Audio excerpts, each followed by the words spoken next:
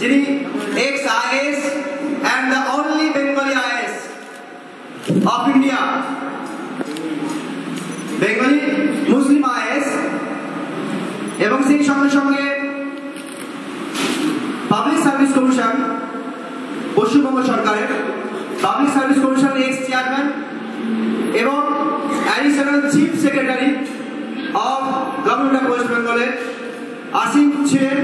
সেই পদাধিকারী মহান ব্যক্তিত্বকে যাকে কেন্দ্র করে আমরা আজ সমবেত হয়েছি, সেই সম্মানীয় নুরুল হক মহাশয়কে অনুরোধ করব আপনি আপনার মূল্যবান বক্তব্য দিয়ে আমাদের সমৃদ্ধ করুন, আমাদের স্কুলকে, আমাদেরকে, ছাত্রছাত্রীদেরকে পরামর্শ প্রদানে বাধ্য করুন। Sir please.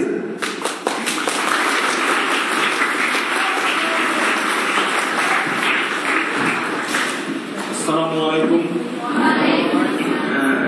খুব আছে, একটা অদ্ভুত গুরুত্ব আছে, সেটা হচ্ছে তিনটে জেলাতে মাটি, উপরওয়ালা মাটি কিন্তু খুব উর্বর মাটি দিয়েছে। পরিমাটি যাকে বলা হয়, গঙ্গা বয়ে যাচ্ছে, পরিমাটি বীরভূম মাটি খুব ভালো, বিরাট অংশের মাটি ভালো। আর মুর্শিদাবাদ এবং মালদার মাটি খুবই উর্বর, অনেক ফল এবং ফসল হয়।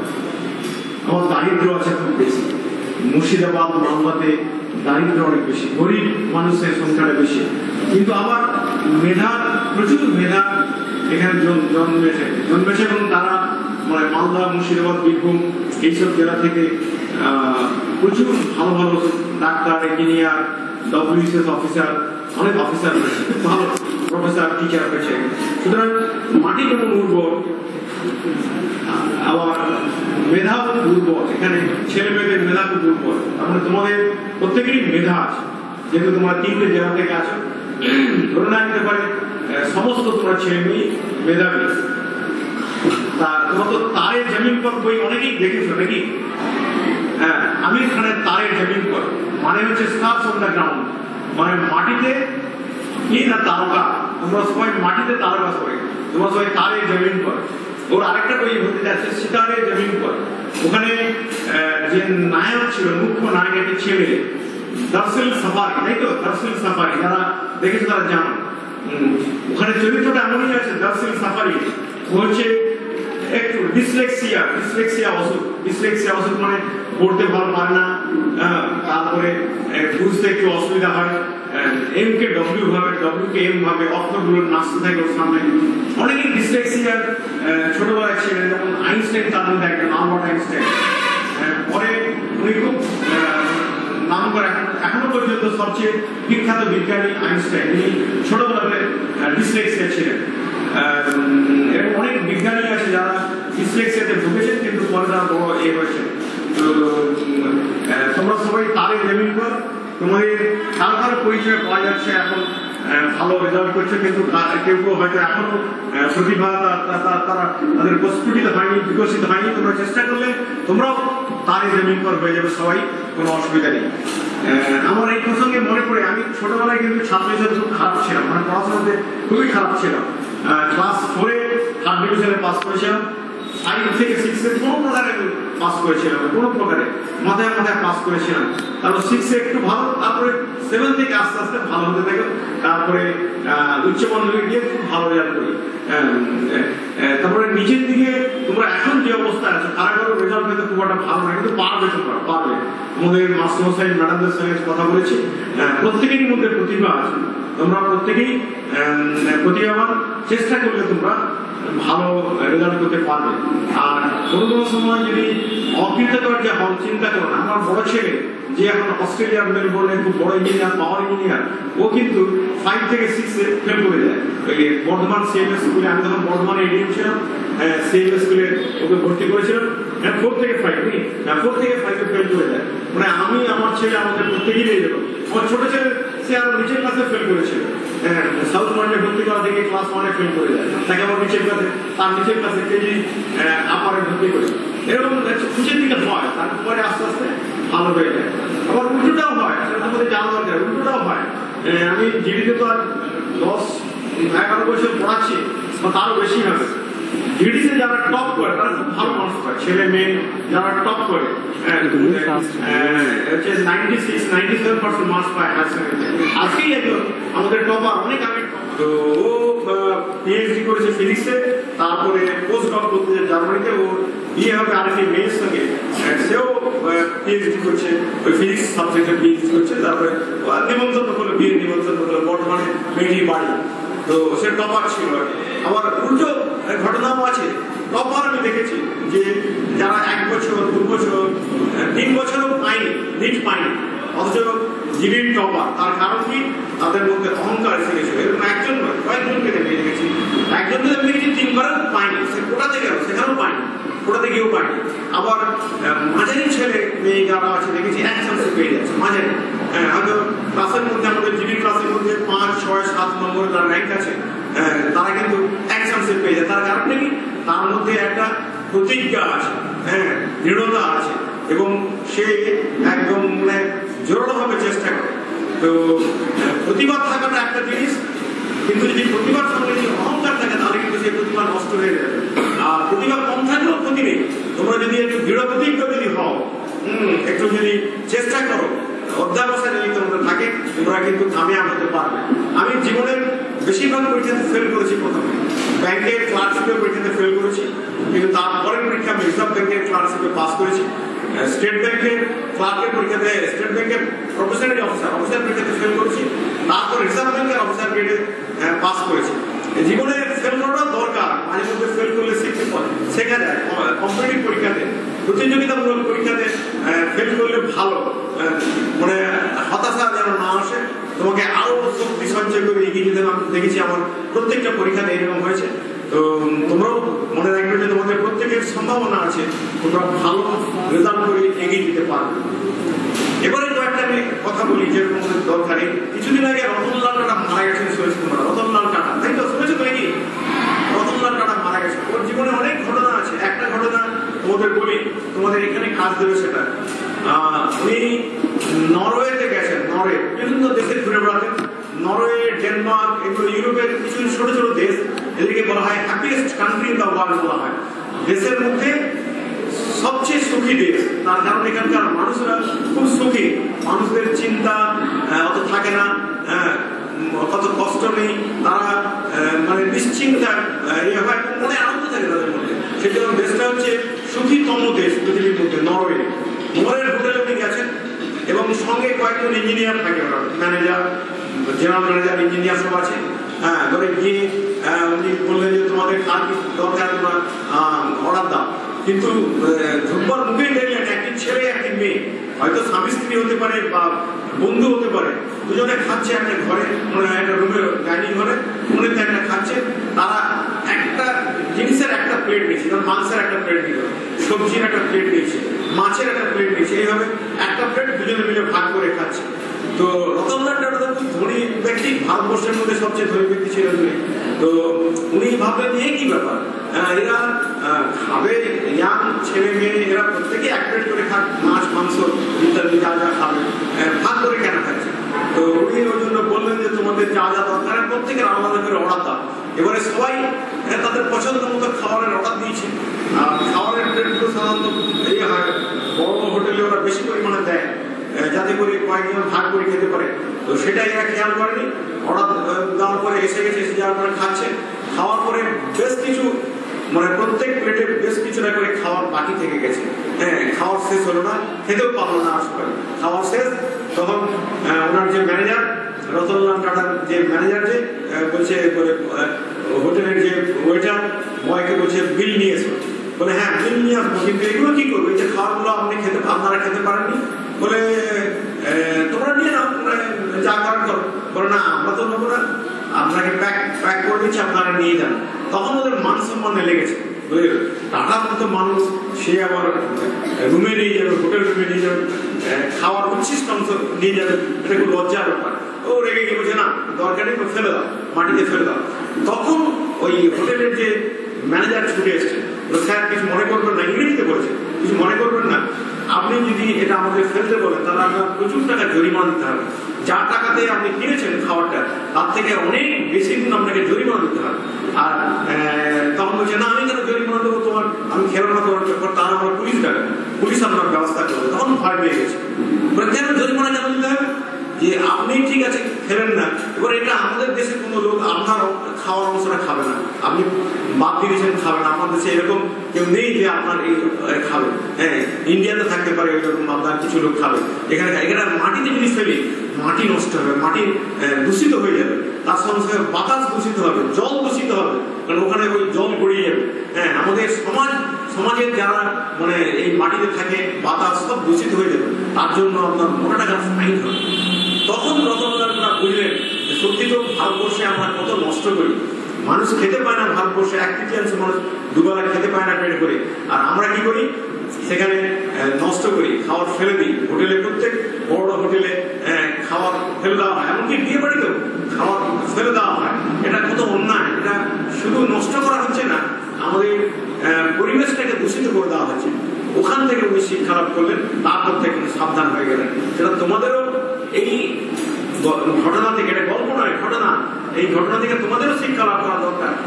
হোস্টেলে যখন খাবে, হ্যাঁ, যতটুকু খেতে পারবে ততটুকু না, যতটুকু দরকার দ্বিতীয়বার নেবে, কিন্তু প্রথমবারে বেশি নিয়ে তারপরে খেতে পারবে না, ফেলে দেবে, এটা যেন না হয়।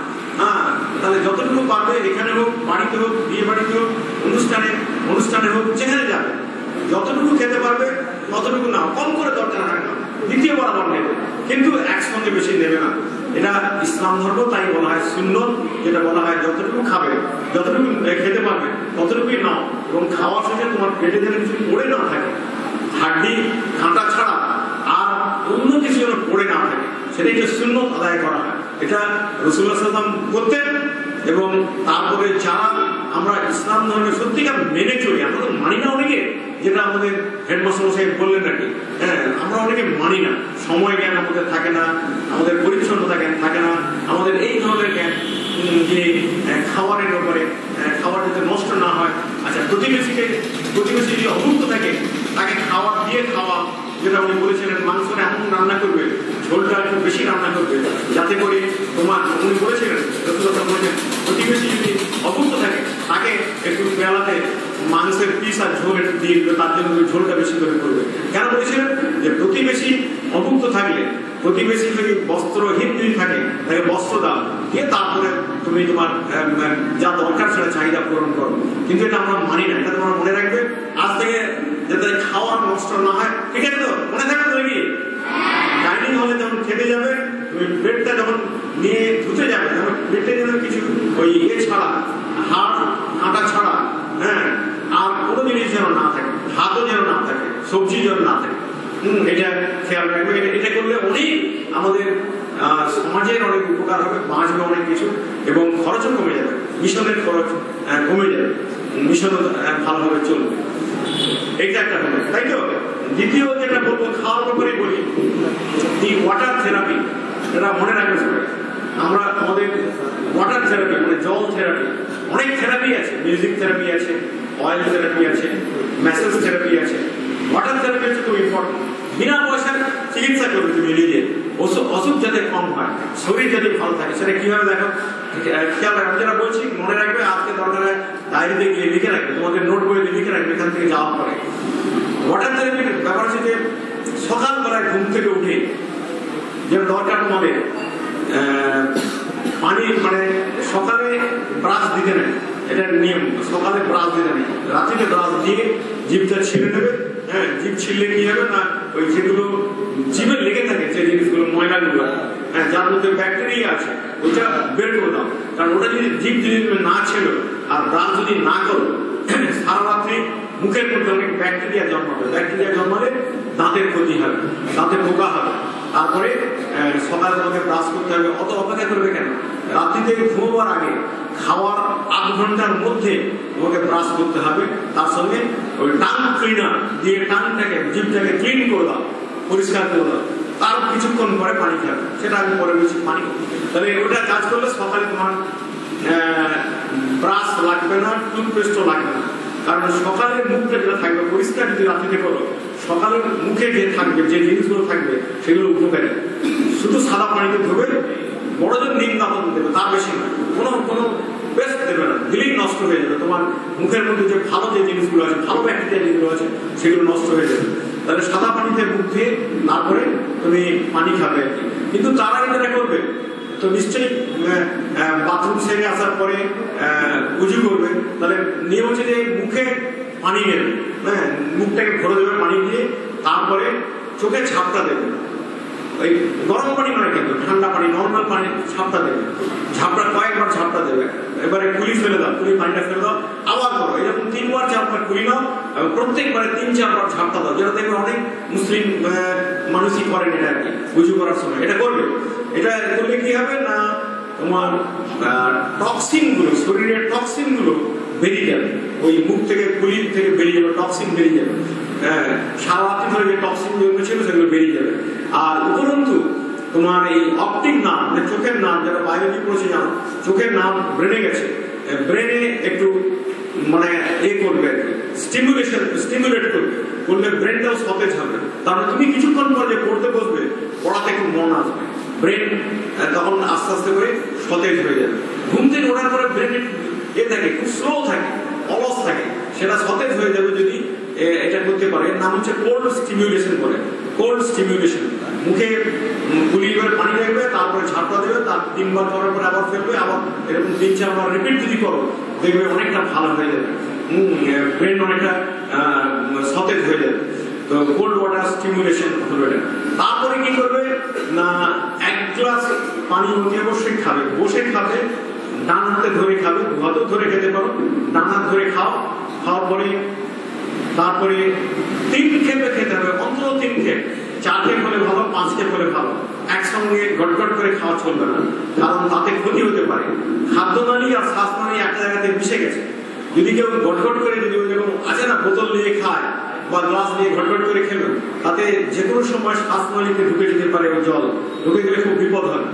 তো সেই জন্য বসে খেতে হবে, আস্তে আস্তে খেতে হবে, এবং কমপক্ষে 3 খেপে, তার থেকে 5 খেপ, 4 খেপ, 5 খেপ করে ভালো হয়, এটা খাবে। তারপরে নামাজ পড়লে, ফজর নামাজ পড়লে আবার খাও, তারপরে আবার এসে ফজর নামাজ পড়ে 1 গ্লাস খাও, আবার কিছুক্ষণ 3 গ্লাস, এই 1 ঘন্টার মধ্যে 3 গ্লাস খেতে হবে। কারণ সারা রাত্রি ধরে পানির অভাবে তোমার লিভার, কিডনি একটু অসুবিধা হচ্ছিল। কিডনি লিভারে পানি বেশি দরকার, কিডনি হচ্ছে এই ফিল্টার করে, আমাদের টক্সিন গুলো ফিল্টার করে, তার জন্য একটু পানি বেশি দরকার হয়। আর লিভার হজম করে, লিভার ডাইজেস্ট করে, লিভারের পানির দরকার হয়। সেই জন্য সকালে প্রথম 1 ঘন্টাতে 3 গ্লাস খেতে হবে, কিছুক্ষণ অন্তর খেতে হবে, 15 মিনিট অন্তর বা কিছু খাও, তারপরে তুমি বেরিয়ে পড়ো আর কি, মানে জানলার ধারে যাও বা একটু খোলা জায়গাতে যাও, শ্বাস প্রশ্বাসটা ভালো করে নাও। এটা হচ্ছে একটা পদ্ধতি। তারপরে খাওয়ার আগে তুমি ধরো টিফিন করতে যাবে বা লাঞ্চ করতে যাবে বা ডিনারে যাবে, ডাইনিং হলে যখন যাবে, খাওয়ার 8 ঘন্টা আগে আবার 1 গ্লাস পানি বসে 3-4 খেপে খাও। এটার কারণ হচ্ছে কি না, যখন তুমি ক্ষুধার্ত আছো দুপুরবেলা বা রাত্রিবেলা, তখন পেটের মধ্যে হাইড্রোক্লোরিক অ্যাসিড খুব ঘন হয়ে যায়। হাইড্রোক্লোরিক অ্যাসিড, ওটাকে পাতলা করা দরকার। পাতলা যদি না করো, মানে জল খেয়ে পাতলা করতে হবে, না করলে কি হবে না, হেঁচকি ফুটবে, খাওয়ার পরে পরে হেঁচকি ফুটবে। যেটা সাধারণত গরম খড়াতে যদি তেল থাকে, তাতে যদি একটা সবজি দিয়ে দাও, বেগুন বা আলু দিয়ে দাও, ঝাঁ করে একটু তেল ছিটকে যেতে পারে।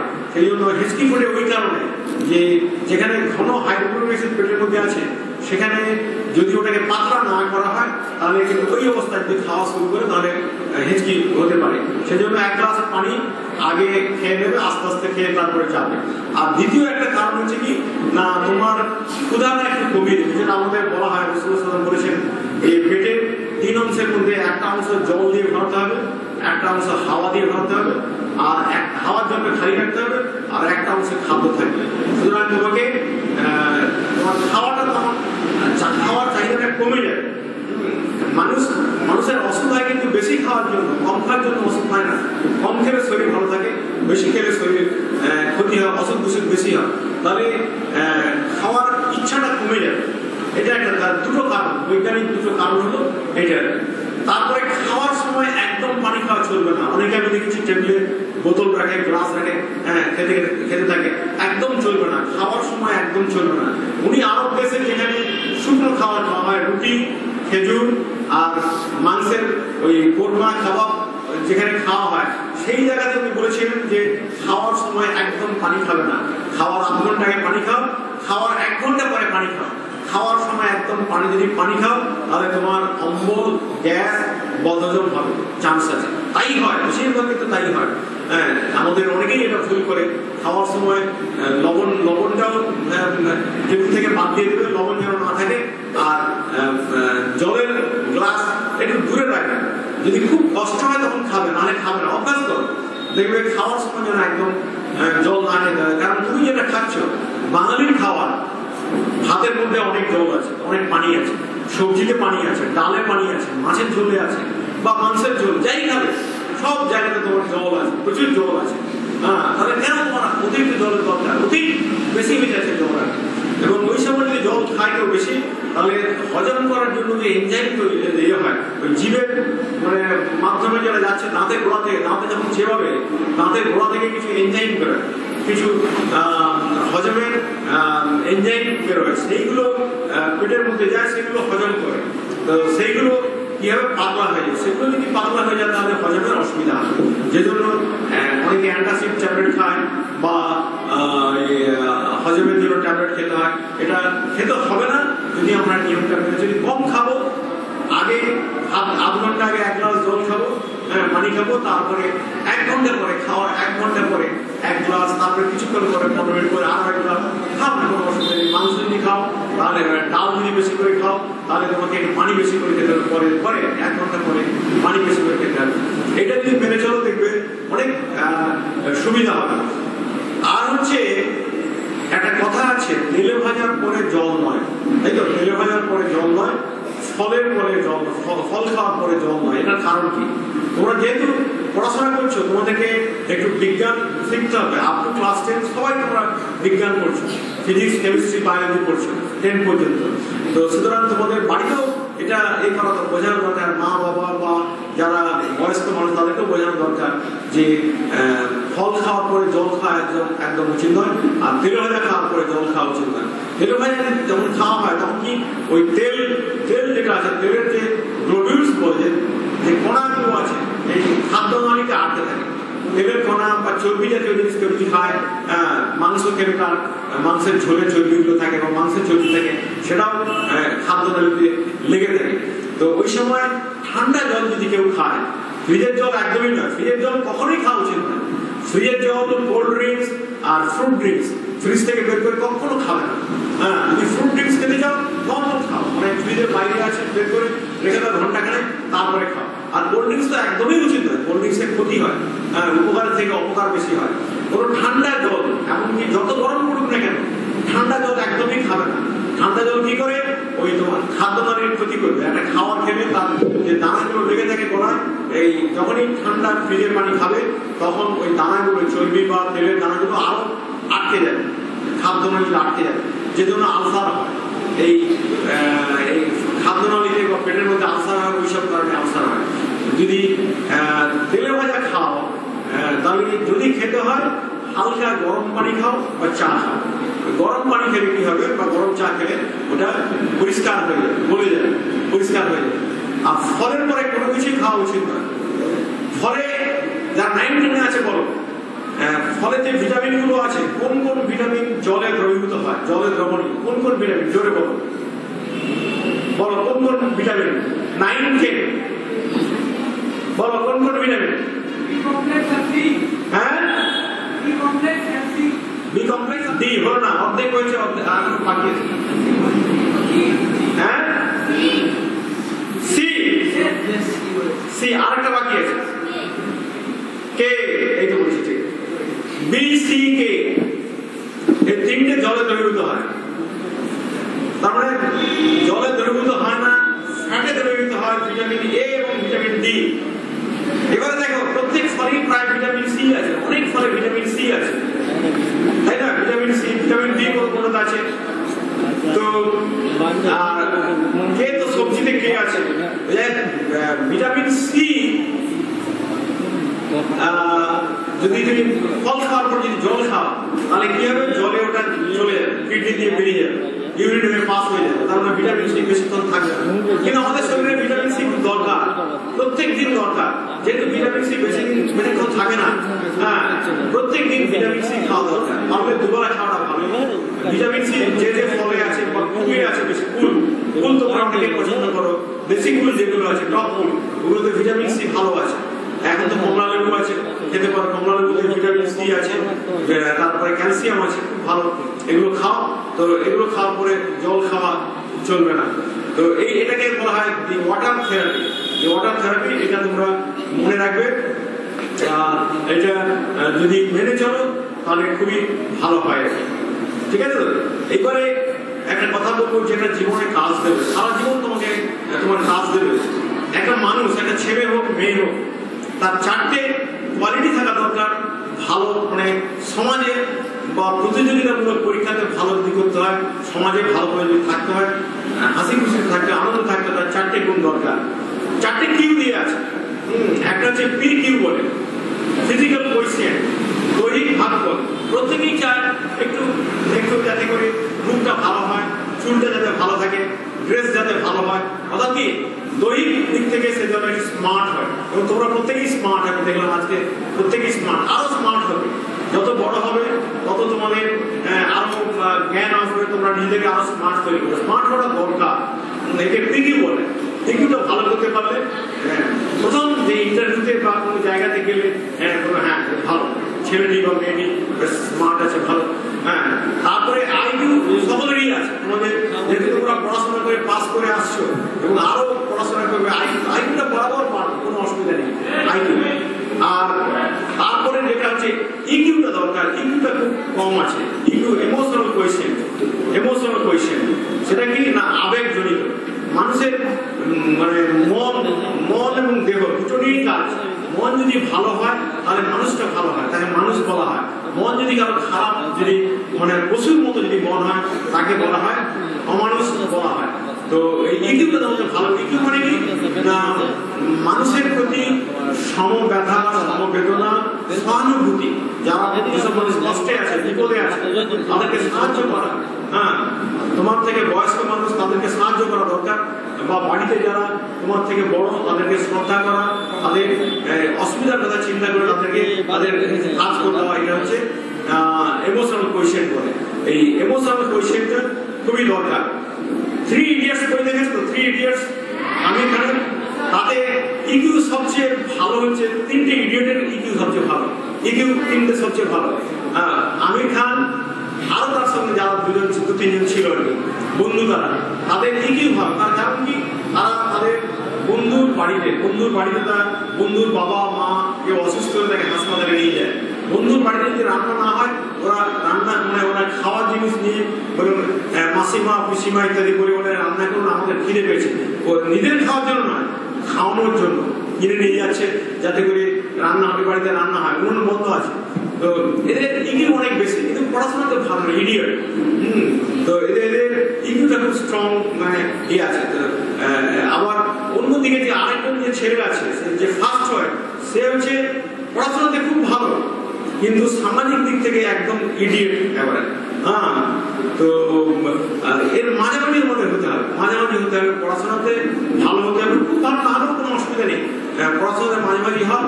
আর সামাজিক দিক থেকে যেন আরো ভালো হয়, কিন্তু যেন তোমাদের ভালো হয়, সেটা খুব দরকার।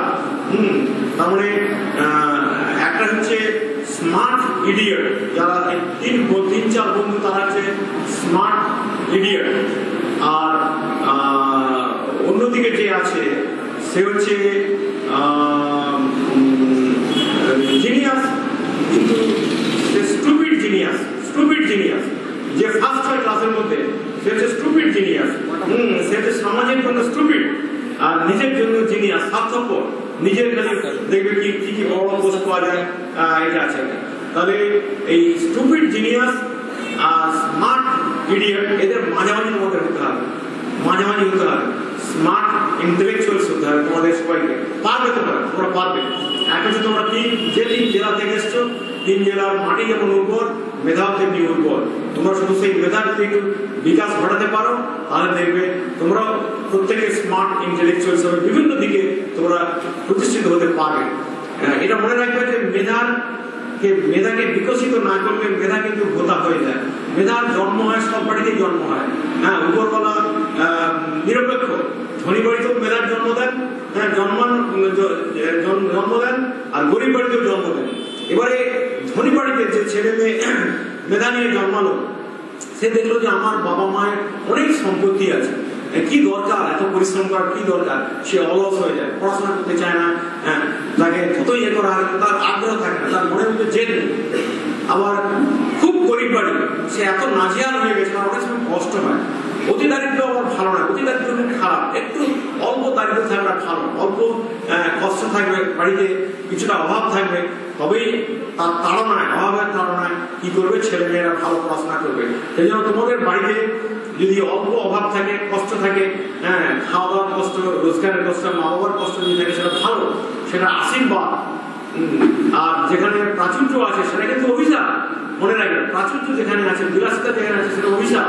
তোমাদের বাড়িতে অভাব অনটন কষ্ট থাকলে সেটা হচ্ছে আশীর্বাদ, সেটাকে কাজে লাগাতে হবে।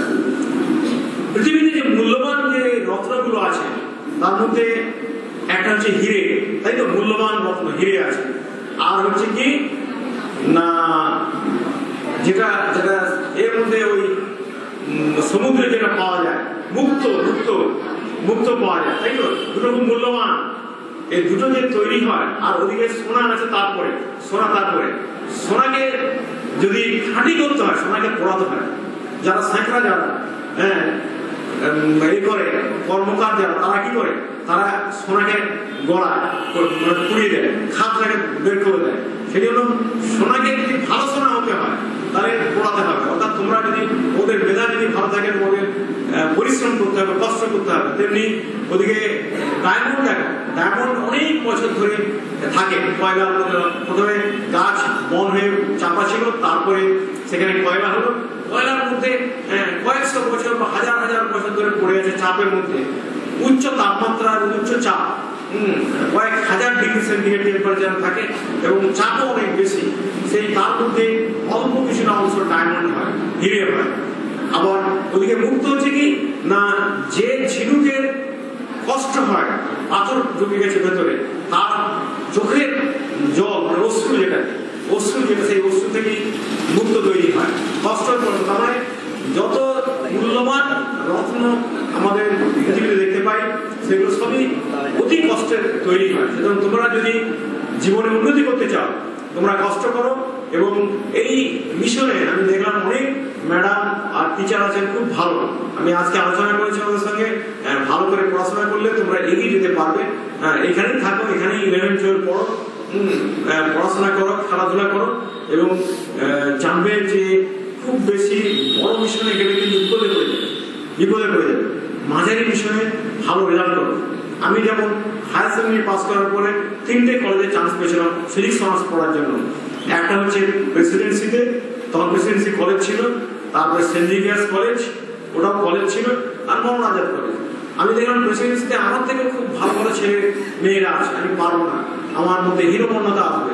তেমনি সেন্ট জেভিয়ার্সে গেলাম, সেন্ট জেভিয়ার্সের ধনী নিয়ে আসে, তো ধনী বাড়ির ছেলে মেয়েরা আছে, মারওয়াড়িটা বেশি আছে, বা কলকাতা খুব মানে ধনী বাড়ির, শিক্ষিত বাড়ির ছেলে মেয়েরা পড়ে, ওখানে গেলেও আমার হীনমন্যতা আসবে যে আমার সেই এটা নেই, যে পোশাক জামা প্যান্ট ভালো হবে না, লজ্জা লাগবে, আমি ইংরেজিতে ভালো কথা বলতে পারবো না, ওরা হচ্ছে ইংলিশ মিডিয়ামে পড়েছে।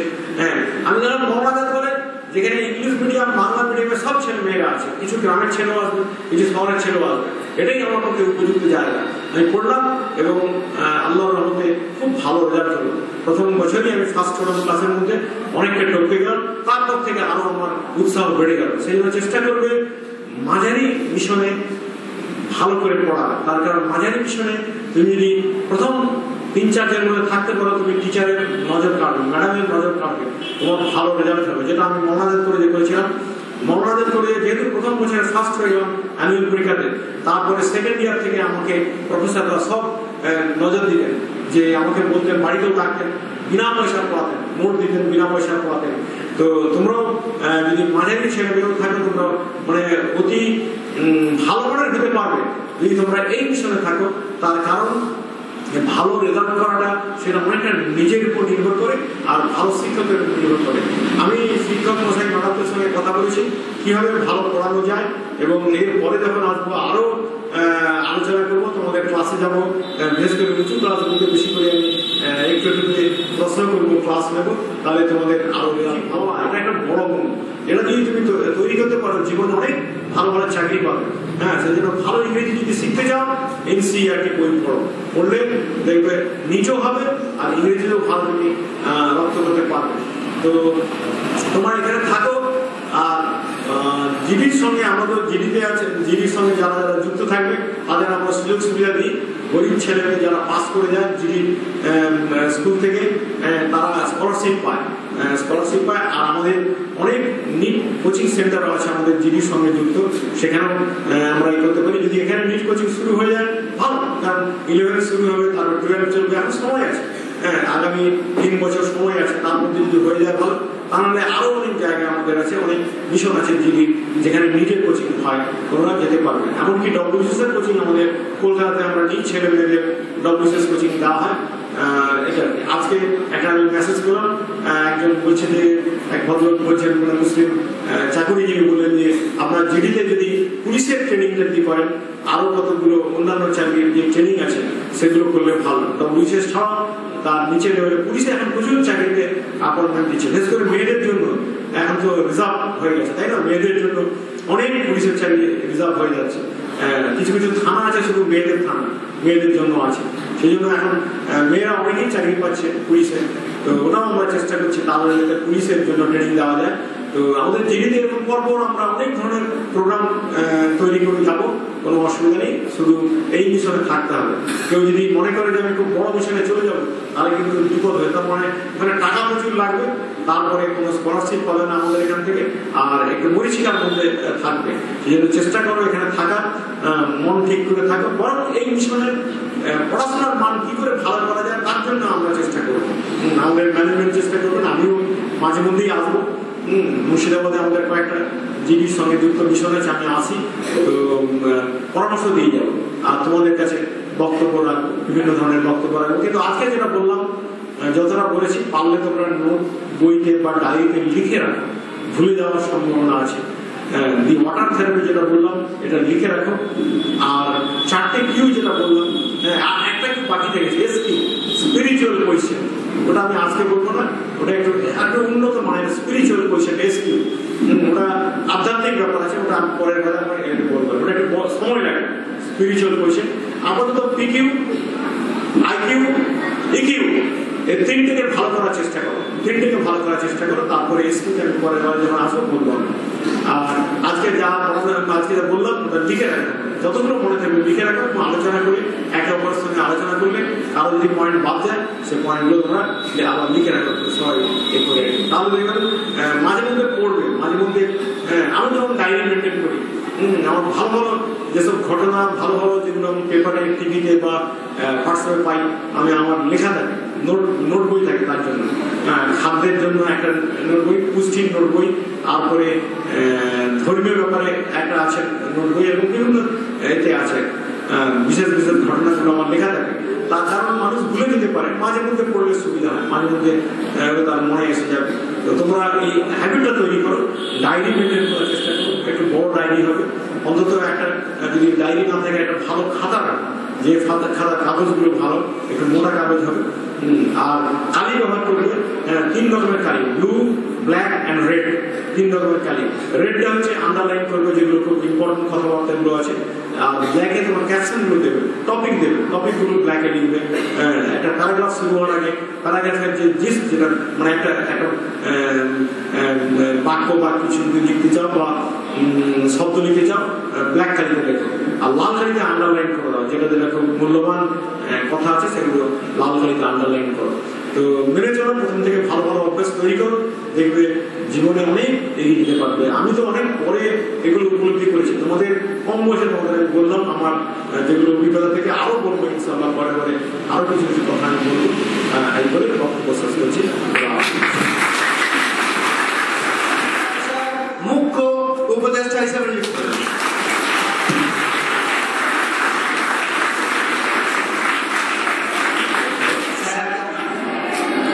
আমাদের এই প্রতিষ্ঠানকে সাহায্য করার জন্য, পরামর্শ দেওয়ার জন্য আচ্ছা, আমরা হঠাৎ করে একজন সাধু বাবাকে পেয়েছি, তো একটু মঞ্চে আসার জন্য আহ্বান জানাচ্ছি। সাধু বাবা।